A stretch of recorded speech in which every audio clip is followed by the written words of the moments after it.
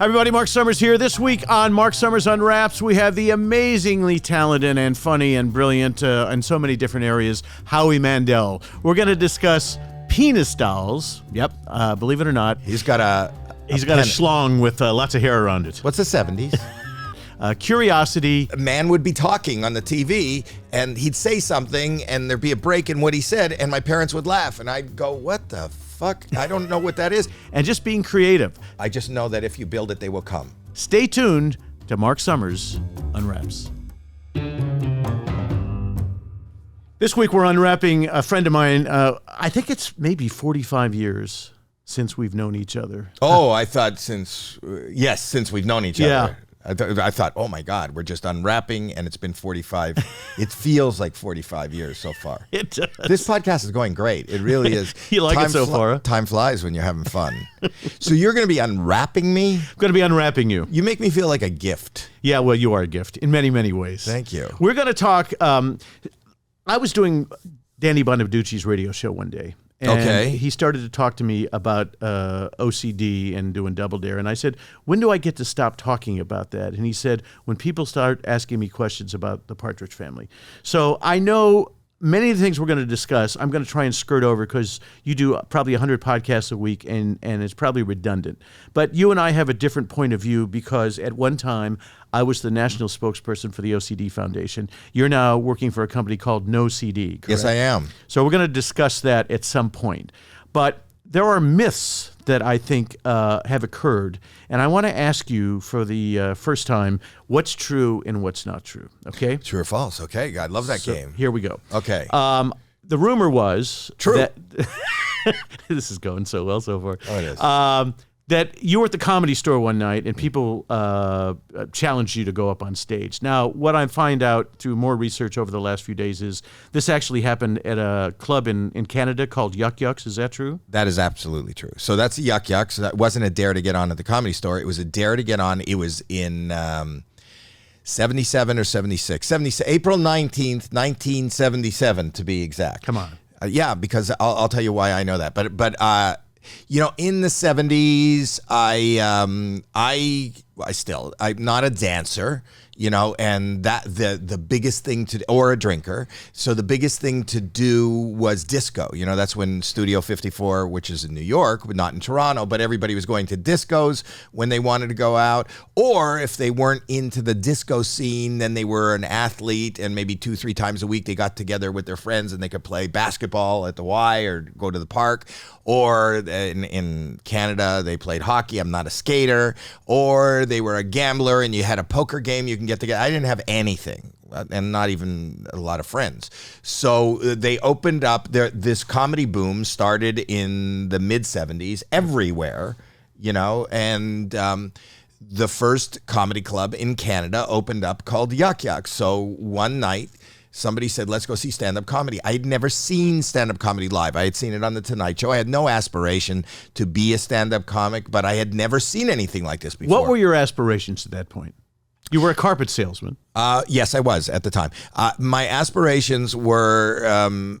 if you ask my wife, who knew me at the time, you know, I just wanted to make $1 million. I didn't know how. I didn't have a lot of friends in school. I didn't do good in school. I don't have a GED. I was asked to leave 3 different high schools, which is funny, and I have funny stories about, but I was very lonely because, you know, everybody of my age and anybody that I knew who even wasn't my friend were going to school. So I got catapulted against my will out into the world alone, and then I just started selling shit. You know, I always wanted money and independence. I had a huge paper route at about 12 years old. I had like 200 papers because I live in an apartment building, and so I delivered in this apartment complex. You know, so I was always just trying to make money. I just wanted to make money, and because I thought that money would give me my independence, and money would give me my freedom, and money would make me happy, and because I've always struggled, and also we're of the same generation. I didn't know then, but I struggled with a lot of mental health issues that were probably not curable, but manageable. But you wouldn't in the 50s and 60s and early 70s go to a therapist. And, so I was Especially growing up Jewish. You were never allowed to even talk about that. I don't know that Judaism was had more of a block than anybody. I never heard because I didn't go to a Jewish school. I didn't live in a Jewish neighborhood. I never heard anybody saying, they needed therapy or they're depressed or I never heard that, and nobody ever talked about it. The only thing is sometimes in movies, you'd see people in insane asylums. So there was no middle ground of being able to cope. So I was this quirky, weird person, even in my own family, who just never felt, and I don't think anybody feels like they fit in, but it was a battle. So I went to this comedy club, and who'd you go with? I'm trying to remember the person's name, and my wife knows. It was a friend. I knew my wife at the time, and she wasn't my wife, but it was this. She's the one that dared me to go on. It's this woman, and I'm trying to remember her name. She was my wife's sister's friend. And why did she dare you to go up there? Oh, because I, which is diagnosed now, but I have ADHD, and which makes me very, I know now, I'm impulsive, and I'm impulsive. If you want me to go back, I can tell you why I got thrown out of school. But I got thrown out of school for what are considered funny things, and everybody just thought when I was really young and I was doing these things, as a young person, people want to fit in and not be different than anybody else. And these things made me really different than other people. Can I backtrack? Yeah. I'll backtrack to 100%. That. So when I was a kid, my family always loved comedy. And my dad used to bring home comedy albums, and they used to watch Jack Parr and all these, and The Tonight Show with Steve Allen and Johnny Carson when I was not Johnny Carson when I was a little kid, but Steve Allen when I was a little kid. And they'd send me to bed. We lived in an apartment or small house, and I would hear my dad put on the album, and I'd hear a man talking, and then they would laugh. Which albums do you remember? He had somebody named Belle Barth. Oh, Belle Barth, sure. You know Absolutely. Who that is? Oh, hell yes. Dirty. Belle Barth and Rusty Warren were these chicks that were obscene back in the but they 50s knew them. and They 60s. went to see them in Miami. My parents used to go to Miami on vacation. So I just talked to Kevin Pollak, and his was the first Bill Cosby album when he did Noah. And I had that same thing. I had that album. Yeah. See, I could quote that today, word for Noah? word. Yeah. So the point was, but that was when I already understood comedy, but I didn't understand comedy. What I understood was my parents were in the other room laughing, and they had a really good time. And I'd go, and then I would hear them laughing sometimes at albums or on somebody talking on TV, and I'd run in the room because laughter is magnetic. If everybody's laughing, they're having a good time. That's the place to be, right? If you hear people laughing in the other room, you want to see what's going on, what's so funny. And I would run into that room, and a man would be talking on the TV, and he'd say something, and there'd be a break in what he said, and my parents would laugh, and I'd go, what the fuck? I don't know what that is. Because you have to realize at 4 years old or 5 years old, I had no point of reference. So if he'd made a joke about a mother-in-law, or I don't even know what a mother-in-law is. No.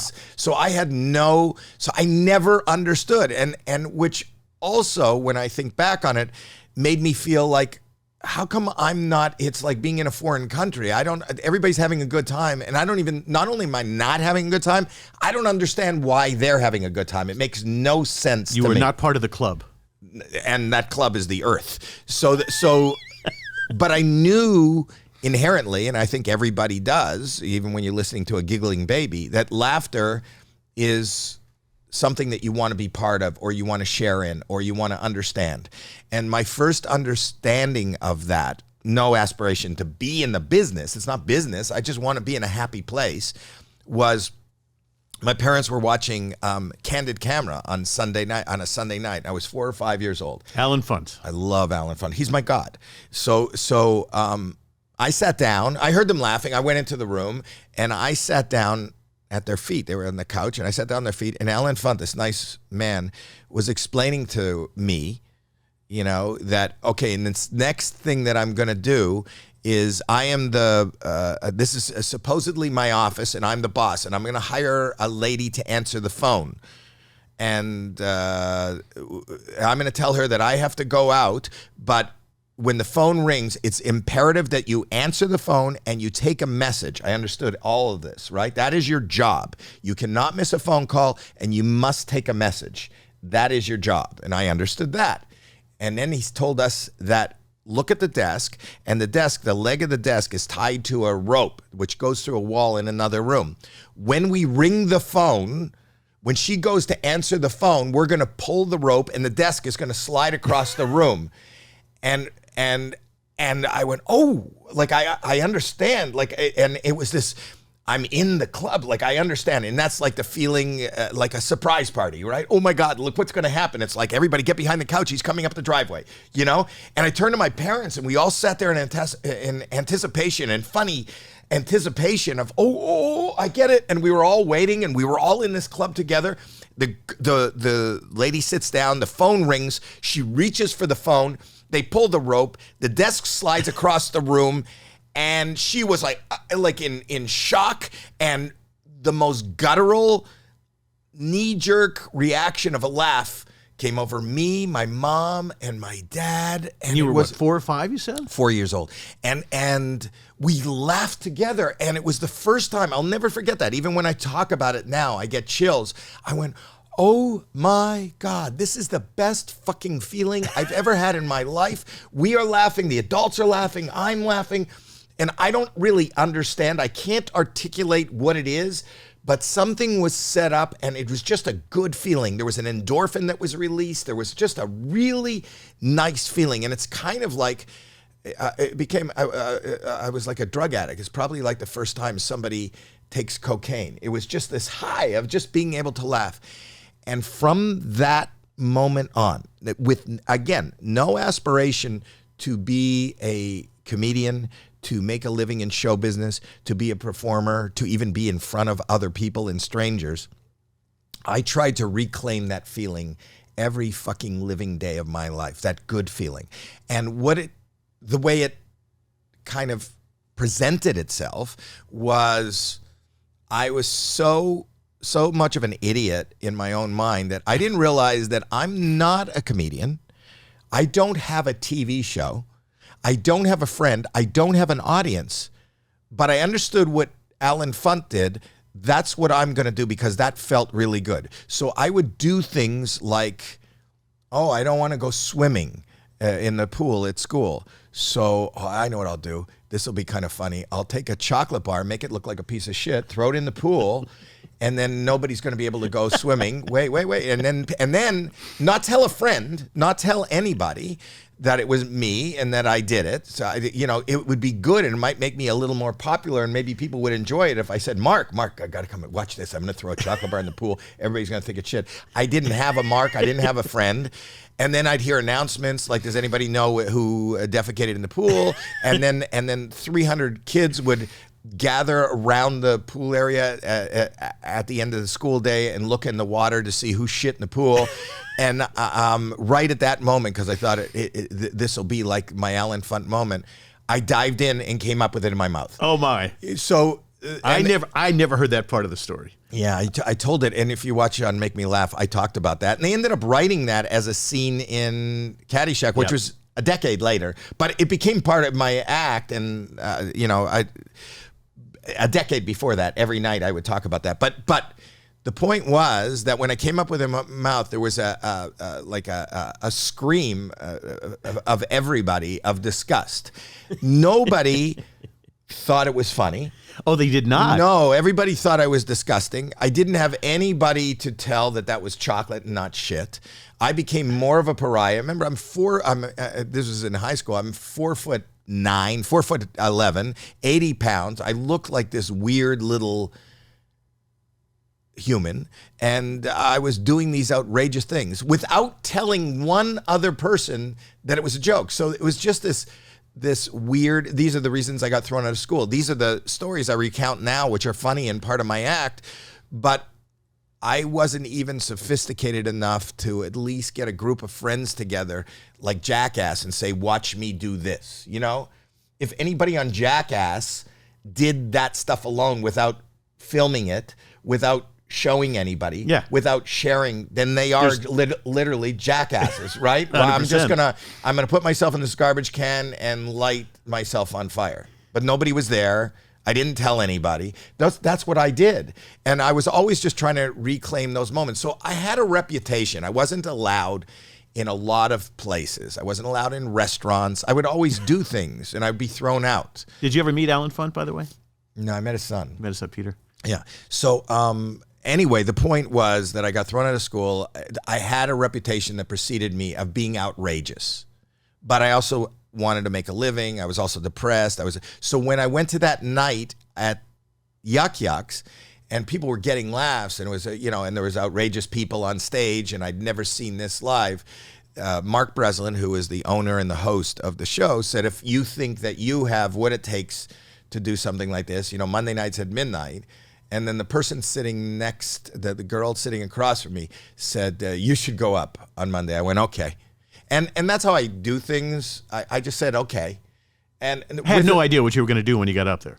No, and I didn't even know why I was saying okay. I didn't even know why. I say yes to everything. I really do. And because I'm so afraid of missing out on something, and I'm thrilled to be invited anywhere, even if it's just to go by myself someplace. And I said, okay.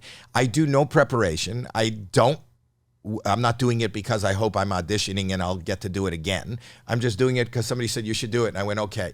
And if I had to analyze my thought process at that time was, okay, it's just like, it's kind of funny that somebody's going to say, ladies and gentlemen, Howie Mandel. And there's no reason to say, ladies and gentlemen, Howie Mandel. Howie Mandel's not a comedian. Howie Mandel doesn't want to be a comedian. Howie Mandel knows nothing about being a comedian. Howie Mandel doesn't know how to write a joke. Howie Mandel has nothing. But that's what's funny. Ladies and gentlemen, Howie Mandel. It's like just Howie, Leroy Smith. Like, why are you being introduced? And when you got up there, what did you do? So that's the point. So I showed up, and they went, ladies and gentlemen, Howie Mandel. And I walked out, and I'd never been on a stage before. And, you have been on a stage, so the light, the spotlight is like burning through your retinas. You can't see anything. And there was a smattering. There's 150 people in the room, of which I don't know. And you hear a smattering of applause. And within 10 seconds, it dies down. And I did not think things through. And I looked down, you see the foam on the mic, and then if you look past that, you see people, like we were talking about in the old club days, you see just people looking up at you through a waft, everybody smoking cigarettes, and through a waft of smoke, and they're looking up at me, and then you realize, then terror set in. I went, holy prove fuck. yourself, right? Well, yeah, or be funny, or do something. And it's kind of like that dream when you show up at a party in your underpants, and you're going, fuck, this is so uncomfortable. And so the terror, as I talk about it now, I could feel it. The terror was surging through me. And if you watch old YouTube of me, that became my act. It was just a terrified, unprepared idiot who stood on stage and went, okay, all right. And I'm trying to think of things, and I'm going, okay, all right. So that wasn't built in. I always thought that was just part of the act. No. So you didn't know what you were going to say next? No, not that first night, but so I went, okay, all right, okay. Want to hear something weird? Oh, is that weird? And then I go, okay, and they could see that I was scared, and people started giggling at my fear, and then I didn't even understand what was going on, and I started going, what? No, tell me, why are you laughing? What? And they would laugh more at that, and I didn't know what the fuck was going on, and I put my hands in my pocket, and which we'll talk about a little later, but I've always had OCD, so I would carry rubber gloves with me because if I was out in public, I didn't want to touch anything in a public restroom, so I'd have rubber gloves. So I pulled a rubber glove out of my pocket, and I went, okay. I didn't know what to do, and just out of fear, I took the rubber glove and I started pulling it over my head. Was that the first time you did that? Yeah, and I pulled it over my head, and I was... I had it over my nose, and I was just breathing, and the fingers were going up and down, and I could hear the audience laughing at the fingers going up and down. And after a couple of minutes, I went, okay. And then I just blew it up, and the more I blew it up, they were laughing, and then it just popped, and they roared with applause, and I went, good night, and I ran off the stage. And Mark Breslin, he goes, that was amazing. You got to come back tomorrow. And I said, for what? He goes, do it again. I go, do what? You didn't even know. No. He goes, do what you did. And eventually that's, I tried to replicate those moments. I didn't have much of an act. If you go look at the 6th annual HBO Young Comedian special, it's me, Richard Lewis, Jerry Seinfeld. It's hosted by the Harry Anderson. It's hosted by the Smothers Brothers. Oh my. I didn't have an act. How did you get booked? Because what happened is, and this is where the stories get melded, because I started going, I didn't think I wanted, I didn't dream that this was even a career. But again, like that moment in my parents' house, I realized, for whatever reason, 100 people that don't know who the fuck I am were laughing. And not only laughing, but embracing whatever, even if it was just my terror, embracing me. And it was the closest replica of what I had experienced with my parents when I was 4 years old. So I love that feeling. So how did you build? Well, this is, so in lieu of, going to discos, playing basketball, playing poker, I would show up 3-4 times a week at Yuck Yucks. And how did I build? I saw that I had the rubber gloves. I saw they liked the rubber glove over the head. So I always closed with that because that was easy. It always got an applause. It's not an act. It's not even really a talent. Unique. But yeah, so I got known for that. And people go off. And then I could do these weird voices, which came out of me originally choking on a piece of cake at a birthday party. I learned... when you had Bobby? Yes. So Bobby is just the ability, because one time I couldn't breathe, is if you take a balloon, you take a balloon, you take the nipple of the balloon and you stretch the balloon and see, that's not I'm not doing a falsetto. That's just pushing air through. If you blow up a balloon and you pull the just nipple, a small space for it to come out. Yep. So I'm just pushing air. If I lose my voice totally, I can still do Bobby. So I learned that I could choke myself without... And then, so I would do things like that in class. Sometimes I'd go, help me. So they would go, where did that come from?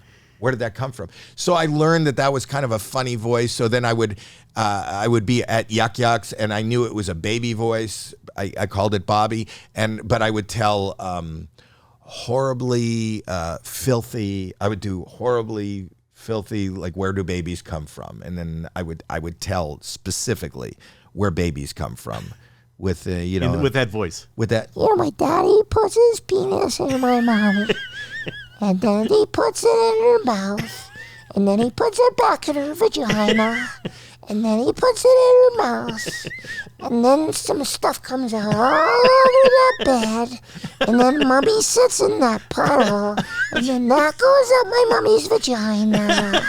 And then, and that used to get laughs just because it was ridiculous. It's just ridiculous. And it was things that I would do in class. But I thought there's nothing but there's no future in this, but I didn't care. I swear to you, if I was a custodian today, I would be thrilled to have the opportunity 3-4 times a week to drop in and just do that. That was my... So you were doing the carpets while you were doing that? Carpets, lighting. I was doing everything. I was just trying to make $1 million. Were you making any money doing stand-up at that point? No. He gave me a feature. I have my first check. It was a featured act, like that. I did, I think, 12 shows, and I got $150 for the week, which...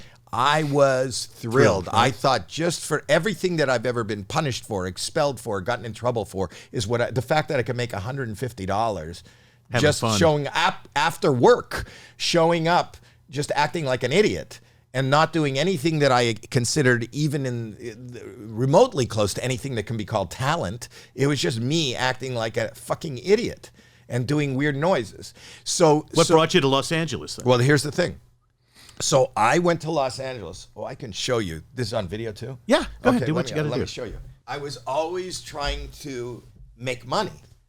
So well, first of all, I want to tell you. So I drop in at Yuck Yucks 3-4 times a week. And it did become, Toronto is kind of a metropolis. There are people that dropped into that club when they were doing things in Toronto, or they were passing through or promoting a movie. So I met Robin Williams, and I met Jay Leno, who became a friend of mine. I met Mike Binder and Dave Coulier. They lived in Detroit, so they would come up and play Yuck Yucks. They'd be paid guests. Mm-hmm. They were already doing comedy. So I met them and talked to them. I didn't have I didn't have aspirations to do what they were doing, but I love these guys. And did they say you should come down? No, not exactly, but I knew them and I exchanged numbers and I had their numbers, and they lived in LA, and I loved Michael Rapport. Remember Michael Rapport? Rapport? I remember him. Oh my. I stayed in his house when I came down here, but I'll get to that. So I was always trying to make money. Names from the past here, man. So I was always trying to make money. So I think at the moment I was in lighting, and I saw this. This is an Uncle Sherman doll. Okay. This is called an Uncle Sherman doll. And I saw this when I went with my family to Miami. And if you're just listening to this, it's this stuffed little shitty looking man with a mustache wearing a trench coat. Right. But when you open the trench coat, he's got a schlong with lots of hair around it. What's the 70s? That's right. Yes, this is before manscaping. So I thought, this is hysterical. This is how I'm going to make my $1 million. If I could just ship these into Canada, then that'll be it. As it turned out, they were manufactured someplace here in California. So I decided to go on a trip to California, a business trip and a holiday to California in 77 or 76. And meet the distributor of these dolls? Can I backtrack for a second? Sure. The reason I knew that it was April 19th, 1977 is because that night, Terry and I, before I went to the Comedy Store, before I went to Yuck Yucks that first night. Terry's your wife. Yes. We went out for Chinese food.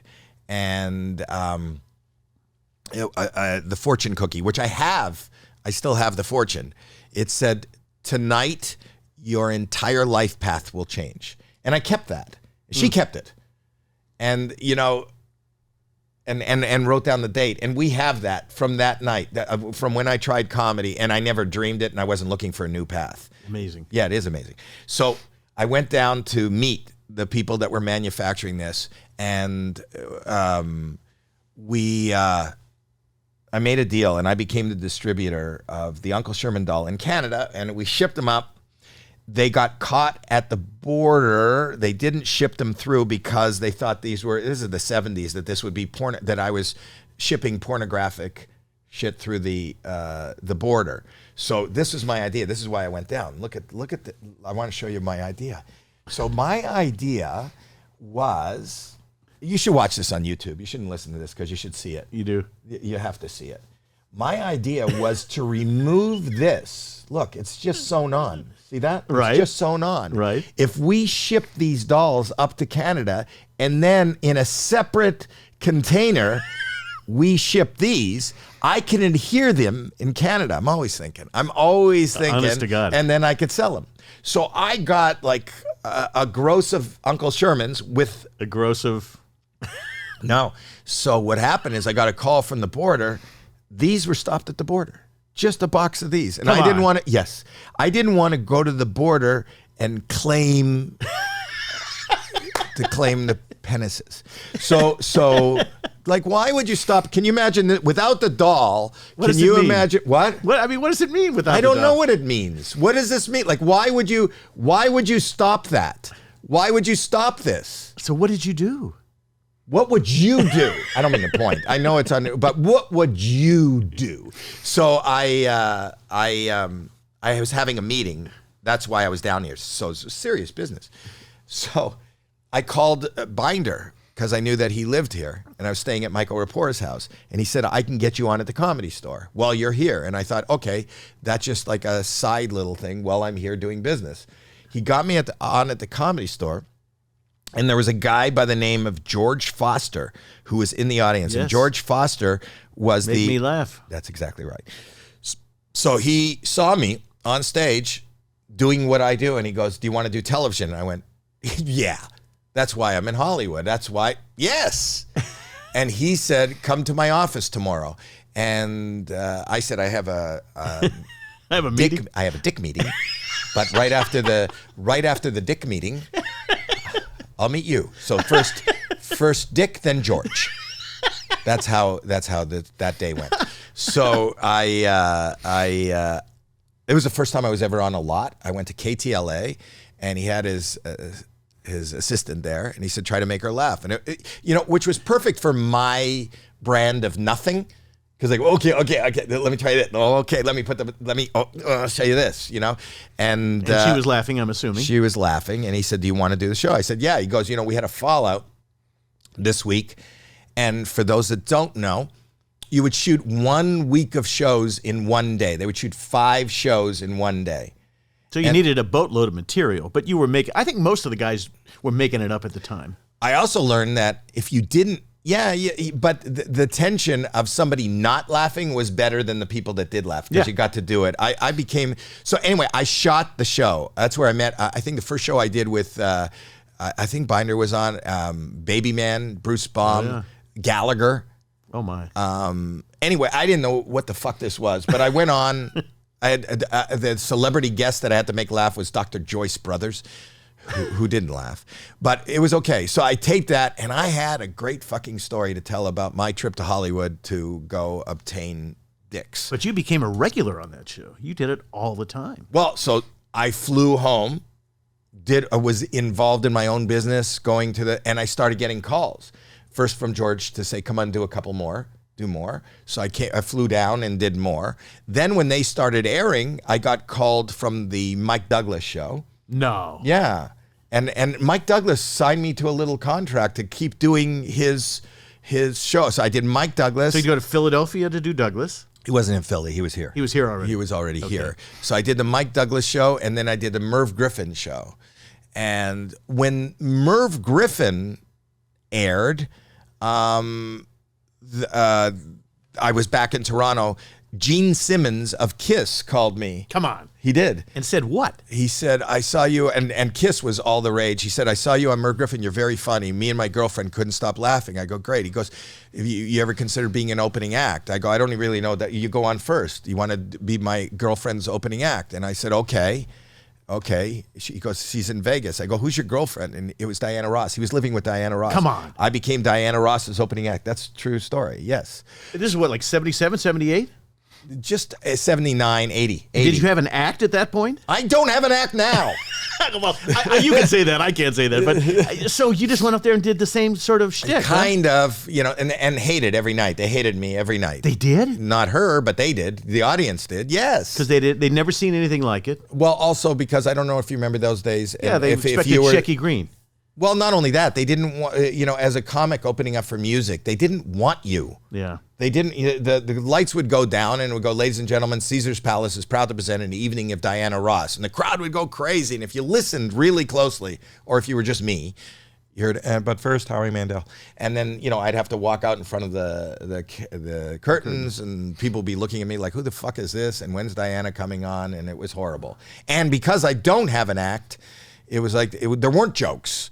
So it was did you bomb every night? I bombed. I have pictures of myself. I might have them here. I have pictures of myself. I'm wearing a suit jacket, and you could see my sweat through the suit. And did Diana say anything like you need to work? So after a week of bombing 2 shows a night, I get a call, "Miss Ross wants to see you in her dressing room." And I'm going, "Fuck, great.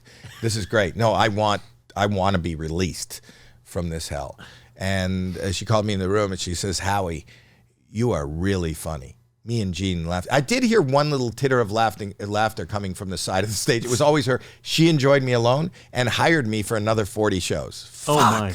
No kidding. Yeah. She loved me. I just, last year, and we stay in touch, last year she invited me to her 75th birthday. I love that lady. And what were you making opening for Diana Ross back in those days? So I would do 14 shows a week. She did 2 shows a night. One day off. So I would do 12 shows a week. And she would give me $1,500. I made $1,500 a week. And then I got 20% off of all the food at Caesar's because I got to eat in the cafeteria. Yeah. So it cost me about $300 a week. Because I took my wife. Yeah, I didn't make any money. I did not make any money. So in the holdover, you had a horrible time doing it. Yes. But you get more offers, I bet, after this. Because now you've opened for Diana Ross, a major act. No, I was always I don't know if you remember it this way, but I do. I was a pariah at the Comedy Store in the sense that... No, you weren't. Well, kind of, because I was on, as you remember, I was a regular on Make Me Laugh, which a lot of people were trying to get on. I was doing Merv Griffin and Mike Douglas and a lot of TV, and I was not liked by other comedians who had been there for a long time. Well, that was the jealousy thing. That was the whole... Regardless, but my wife, they didn't know my girlfriend. We weren't married yet, but my girlfriend would be standing in the back. They didn't know that she was with me. And they talk shit. Right. Yes. So, and... How did he get here? Why is he doing this? Yeah, what the fuck is that? Or that's not an act. Or And you have to also remember that even before that, I was I had a lot of props, which, I always talk to Scott, to Carrot Top about. Carrot Top, who I love the guy. I love Scott. And by the way, does one of the funniest acts in Vegas to this day. And whether you think so or not, and I do think so also, he is selling out, and he's had a room for 15 years there. There's a reason why he deserves it. But you know that he takes a lot of heat, mostly from our own community, because... Jealousy.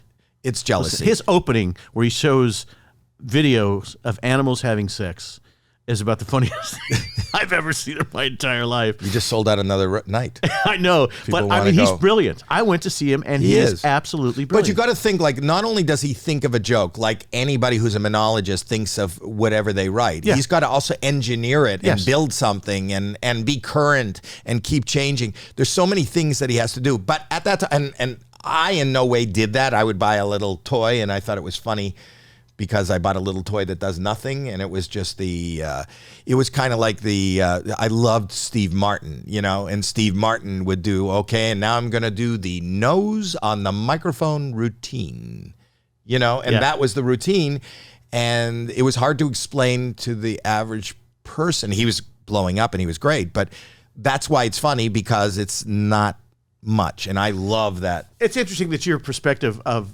people not liking you, and maybe Terry overheard stuff, but yes, I used to open for you. We did a thing at a place called Stocks 2 in Orange County. Yeah. I opened. Glenn Super was the middle act. You were the headliner. Okay. Right. I was, here's the thing that I've always felt about you. It's called show business, and you're so on top of the business part, as most people in our world are not. And that's why you have been so successful. You've gotten that way before many of us ever did. And I'm still horrible at business. And we're in some facility here. We can't shoot at my studio. And so you invited us here, and you have this, insane... Well, business came to me I told you, at 12 when I was, delivering newspapers. Yes. So business makes more sense to me. And ultimately, what I realize is, stand-up comedy is sales. It's almost secondary to you in many ways. It's more natural than comedy, because the thing that you talk about me being a carpet salesman. I'm colorblind. I don't know what the fuck your room should look like, but I knew how to sell myself so that you liked me, you trusted me, and you wanted to do business with me, so you would do business with me. I knew how to. I did that. Yeah. Well, you have a great personality. So let me ask you. This is that's another what I was rumor. trying to say. Can I say it again? Yes. I do. I have a great personality. You do. I just want to make that. This is a rumor I've heard. Tell me if it's true or not true. When you first moved to Southern California, you used to drive out into the desert where there were no homes and see where establishments were going to happen down the road, and you would buy the corners on streets. Yeah. What I did was So it's true. Well, I never trusted show business, and to this day, I don't either. But what made you drive out to the freaking desert and even know how to do this? Well, I didn't know how to do it. It just made sense. But so what got in your mind one day to say, hey, Terry, why don't we take a drive out? Because I read, after when Steve Wynn started building the Mirage, yes, that for whatever reason, if you read the paper or watched the news, Las Vegas was the biggest growing city in the nation. Yep. The biggest growing city in the nation. And I knew that like every trade, every plumber, every tile guy was moving out to Las Vegas because there was so much work there. So because they were building these monoliths of hotels, people were living there, and there's companies like KB Homes and things like this. These big, I would hear that they bought, big scraps of land in the desert, and they would, subdivide it for 3,000 homes. And then I was reading in the paper that there'd be like a lottery. They'd be lining up to try to get those homes. So I just wanted to see the place. So I would drive out just to see it. So where were you exactly? What part of the desert? I think the first time was like around Summerlin, which is now a big community, but it wasn't then. Yeah. So we would go out there, and you'd go, and it was more my partner and I was partners with this guy, Bruce Famillion, who's a wonderful, he's the business guy, and that's who I talked to. He was in real estate. I'm interested in every kind of business, but he was in real estate. But what we noticed, it started with all these trades were moving out there, and he was managing these kind of like you're sitting in right now, these warehouses with offices, because tile guys and plumbers and all of them were moving out, and they were renting these warehouses. And his uncle was building these warehouses, and they were renting warehouse space, right? So we said, why not buy the dirt around the airport, set up these boxes, a warehouse is nothing, set up these boxes and sell them, not rent them, sell them as commercial condos. So you could say to a plumber, the same as the rent, you could pay the mortgage and you have a 100% write-off. If economy is just fourth grade math. So not for all of us. No, but it is. Yeah. Does that make sense? What I just said to you? 100%. So you're now not, it does. Right. So we started building. It cost nobody wanted to live out by the airport, and out by the airport is where they ship everything. That's where you're going to get your. And where are you getting the money for this, though? I would have, when I made my first $5,000 after doing, a bunch of Merv Griffins and that, I had only, and I'm talking about months of making $5,000, from show business. Yeah. And I had money from the carpet business but when I made my first $5,000, I didn't think I was going to, you always think today's the last day of this business. Going to be selling pencils next week. I bought a term deposit for 12 years. My wife was mad at me. But you could buy a CD, a term deposit. So I put the $5,000 in a like a 10-year term deposit at 12%, because I was guaranteed that I would make 12% on that $5,000, and I still owned the $5,000. Those were the days. But she was mad that I had only $500 left in the bank, and then I would like hustle to make more, whether it was working at the Comedy Store and getting a split of the main room, whether it was working at Stocks 2, whether it was, and then buying something or putting a down payment on something and then loaning against something. So I put money into to build these warehouses and sold these warehouses. Nobody was buying land, dirt around the airport. You weren't going to live around the airport, and we couldn't build them fast enough to sell those condos. And then I heard about when KB Homes was buying all these, 3,000 tracts of homes. I go, look how far they are from the strip. There's nothing fucking out here. Here's what we got to do. There's an infrastructure. If you buy just, an acre or two, just on the dirt road leading in, just sit there. I know they're going to need an infrastructure. Once everybody moves into the house, if I just put up a little strip mall with a gas station, or a car wash, or whatever, then people are going to use that. They need that. That's where they don't have to drive all the way back into the. But you were what, like 26? I was in my 20s. So I built and since have sold a lot of those. But even like where we're sitting today, I was in when Deal or No Deal blew up, instead of negotiating, another bigger paycheck, I said to them, why don't you invest in me and give me a development deal? And they did. They gave me a development deal, and I had offices at Universal, which sounds like fun, but it's not. It's like throwing a party at your parents' house. If you wanted to come and record this, I'd have to leave your name at the gate. Yeah. If you had a friend coming in that wanted to shoot it, you couldn't shoot it because you have to be union. I couldn't do anything. So I ended up at the development deal. We developed a bunch of shows and put them on not only on NBC, other networks. I did shows like Mobbed and other shows that were on Disney and things like that. I like creating. I actually like behind the scenes more than on, but I know that me being on camera gives me a little bit of leverage in selling. A lot. I love selling. Yeah. So I left Universal and we're out here in Van Nuys, California, and I said, I'm just going to build this place. And build it for what? I didn't know. I just know that if you build it, they will come. I saw that. Not movie. always, though. Yeah, I think that's the problem. You know, the problem in life, and I've tried to, and this is my coping skill also, along with much therapy and medication, is thinking is not good. And thinking, especially for me, is not good. And if I act on impulse without thinking, I think that humanity, all humans, we have the reason that we are, if you believe this, that we are superior to the animal kingdom. It's because of our instinct. It's because of we just instinctually could figure it out. The downfall of mankind is after instinct, you think. I think everybody in life thinks I coulda, shoulda, woulda. And that's because if you have an idea, then I promise you can always make a list of why that idea will not work. And because that list is so strong and so prominent, you don't do that idea. You know, Howie was so great, we decided to do 2 specials. Part 2 coming up on Marc Summers Unwraps with Howie Mandel. Marc Summers Unwraps is a production of Believe Limited, created by me, Marc Summers, and Jessica Richmond. Produced by Keith Korneluk and Jessica Richmond. Executive produced by Patrick James Lynch and Ryan Geelan. Post-production support from Joshua Sterling Bragg and Believe Limited. Don't forget to subscribe or follow the show on your favorite podcast player, and if you really love it, why don't you leave us a rating and a review? Thanks for listening, and we'll see you next time on Marc Summers Unwraps.